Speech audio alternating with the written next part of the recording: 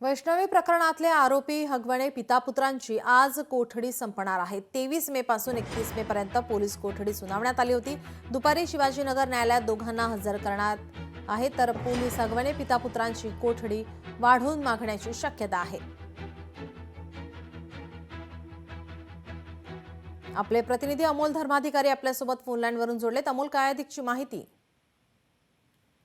या संदर्भात दोन्ही पिता पुत्रांना ऑनलाईन कॉन्फरन्सद्वारे त्यांना न्यायालयामध्ये उपस्थित केलं जाणार आहे। प्रत्यक्षात त्यांना आणण्यात जाणार नाहीये। सध्या ते येरवडा कारागृहामध्ये आहेत आणि तिथूनच त्यांना व्हीसीद्वारे न्यायाधीशांच्या समोर हजर केलं जाईल आणि सुनावणी सुरू होईल। आज 31 मे पर्यंत त्यांची पोलीस कोठडी होती आणि आज पोलीस कोठडी संपतीये।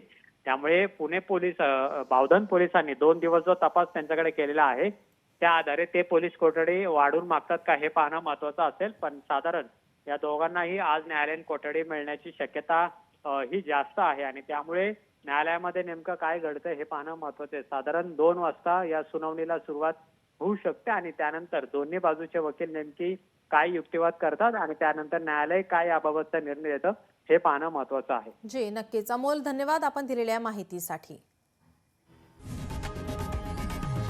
लोकशाही मराठी ऐका, पहा, जागरूक रहा।